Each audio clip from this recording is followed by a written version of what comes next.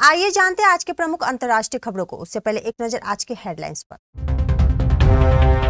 मैं दूल्हा हूं लेकिन अपनी शादी में ही नहीं जा पा रहा। इंडिगो संकट में फंसे यात्रियों की दर्द भरी आप बीती। भारत रूस संबंध सबसे स्थिर, किसी देश के पास इन पर वीटो का अधिकार नहीं। जयशंकर की दो टूक। राष्ट्रपति भवन में पुतिन को कराया गया शाही भोज, तंदूरी भरवा आलू से जाफरानी पनीर रोल तक।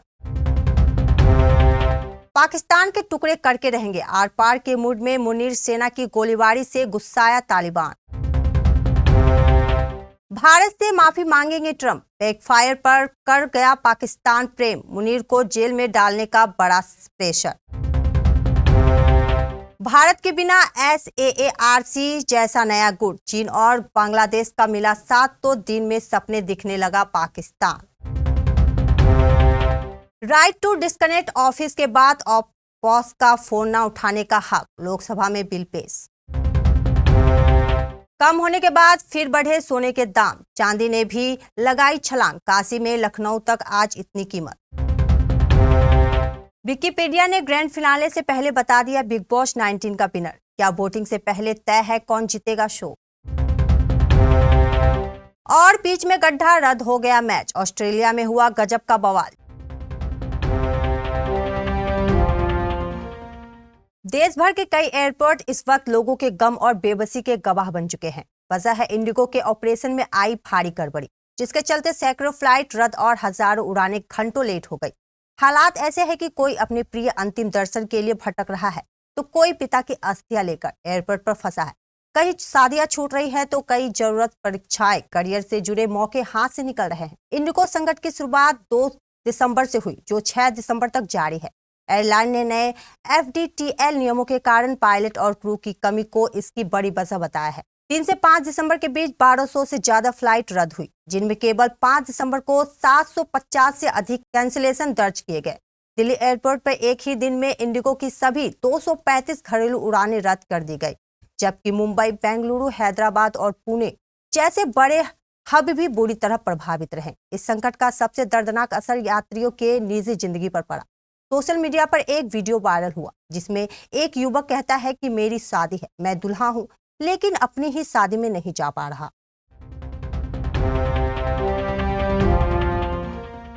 विदेश मंत्री S जयशंकर ने शनिवार को कहा कि कोई भी बाहरी शक्ति हमारे द्विपक्षीय संबंधों को प्रभावित या निर्देशित नहीं कर सकती है।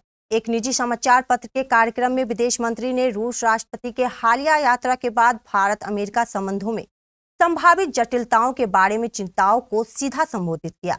रूस के साथ भारत के संबंधों पर पड़ रहे भू राजनीतिक दबावों पर जयशंकर से स्पष्ट रूप से कहा, किसी भी देश के लिए दूसरे देश के साथ भारत से संबंधों पर वीटो लगाना अनुचित है।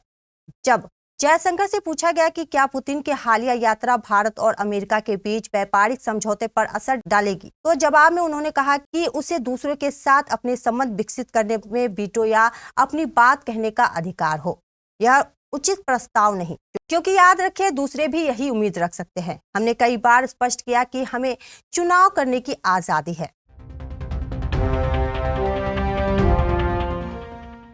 रूस के राष्ट्रपति व्लादिमीर पुतिन के 2 दिवसीय भारत दौरे के दौरान खूब मेहमान नवाजी की गई।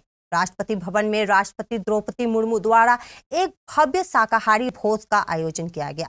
इस मेन्यू में उन्हें झोल मोमो और गुच्छी दून चैटिन से लेकर तंदूरी भरवा आलू, जाफरानी पनीर रोल, पालक मेथी मटर का साग और पीली दाल तड़का तक पुलाव और विभिन्न प्रकार की भारतीय रोटियों के साथ परोसा गया। इस शाही भोज में बादाम का हलवा, केसर, पिस्ता कुल्फी, गुड़ संदेश को मिठाई के तौर पर शामिल किया गया।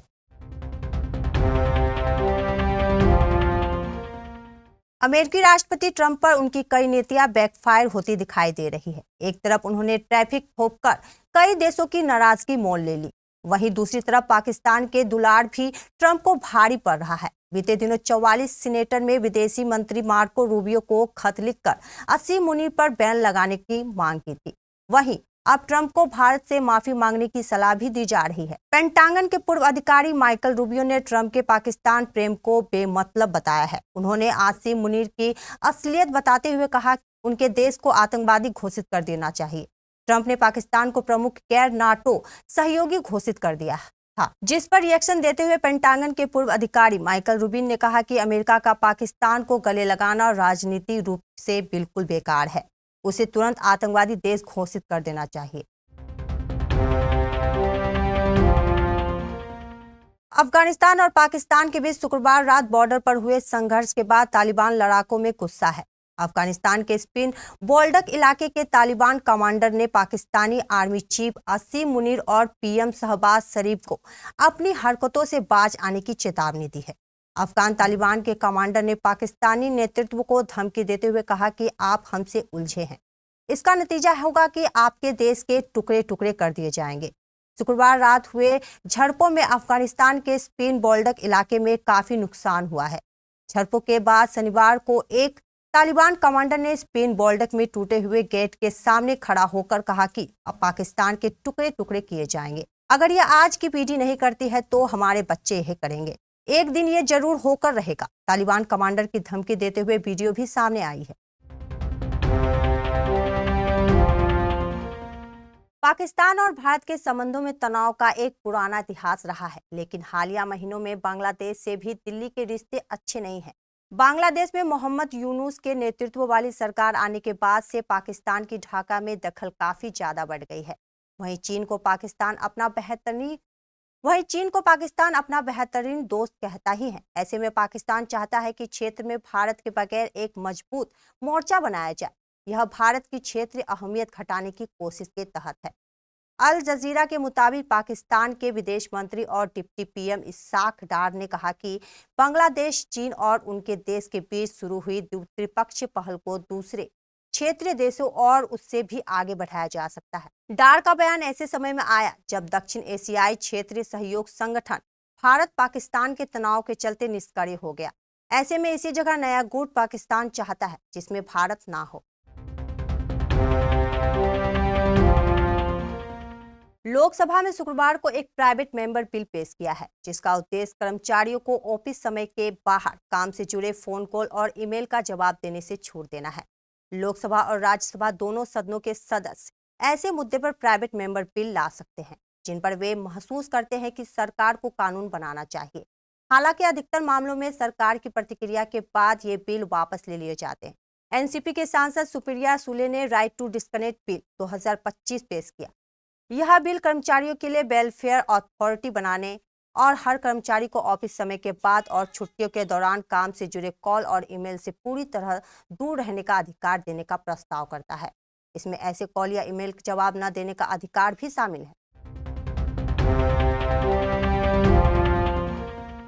वेडिंग सीजन के बीच सराफा बाजार में सोने चांदी की कीमतों में उतार चढ़ाव का दौर देखा जा रहा है। 2 दिन की कमी के बाद फिर यूपी के अलग अलग शहरों में सोना महंगा हुआ। 6 दिसंबर शनिवार को लखनऊ के सराफा बाजार में सोने की कीमतों में 260 रुपए प्रति 10 ग्राम का उछाल आया। वाराणसी और मेरठ में भी सोने की चमक बढ़ी। बात चांदी की करें तो आज इसके भाव में फिर 3000 रुपए प्रति किलो की तेजी देखने को मिली। 6 दिसंबर को वाराणसी के सराफा बाजार में 24 कैरेट सोने की कीमत 220 रुपए प्रति 10 ग्राम बढ़कर 1,30,300 रुपए प्रति 10 ग्राम हो गई है। 5 दिसंबर को इसका भाव 1,30,080 रुपए प्रति 10 ग्राम था। बात राजधानी लखनऊ में सोने की कीमतों की करें तो आज यहां 24 कैरेट सोने की कीमत 260 रुपए तेजी के बाद 1,30,650 रुपए प्रति 10 ग्राम हो गई। मेरठ में आज इसका भाव 1,30,660 रुपए प्रति 10 ग्राम रहा। बिग बॉस 19 का फिनाले 7 दिसंबर को है और उसी दिन होस्ट सलमान खान इस सीजन के विनर का ऐलान करेंगे। लेकिन इससे पहले ही विकिपीडिया ने विनर का नाम लीक कर दिया, या यूं कहे कि बता दिया। बिग बॉस 19 का विनर कौन बनेगा? बिग बॉस के घरों में अभी भी 5 कंटेस्टेंट गौरव खन्ना, प्रणीत मौर्य, अमल मलिक, फरहाना भट्ट और तानिया मित्तल है। फिनाले की वोटिंग चल रही है और लोग अपने पसंदीदा कंटेस्टेंट को विनर बनाने के लिए बढ़ चढ़कर वोट कर रहे हैं। और इसी बीच विकिपीडिया ने विनर का नाम भी बता दिया। विकिपीडिया ने गौरव खन्ना को बिग बॉस 19 का विनर बता दिया। तुरंत इसके बाद स्क्रीनशॉट भी वायरल हो गया, जिसमें गौरव खन्ना के नाम के आगे टेम्पलेट सी विनर लिखा नजर आ रहा है। हालांकि बाद में इसे बदल दिया गया और अब गौरव खन्ना के नाम के आगे फाइनलिस्ट लिखा हुआ है।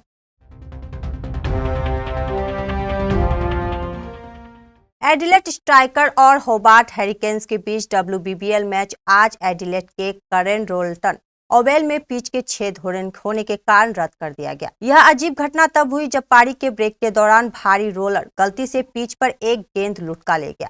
इसी अनोखी घटना के कारण पिच की सतह में ऐसा छेद बन गया जिसे ठीक नहीं किया जा सकता था और अंततः मैचों को रद्द करना पड़ा।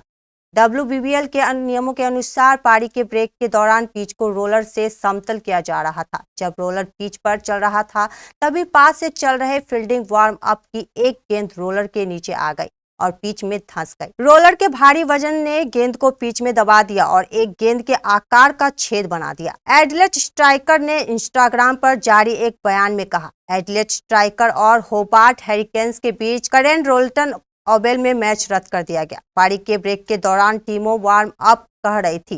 रोलर का इस्तेमाल करते समय गलती से एक गेंद पिच पर लुढ़क गई। गेंद रोलर के नीचे चली गई जिससे पिच में एक छेद बन गया।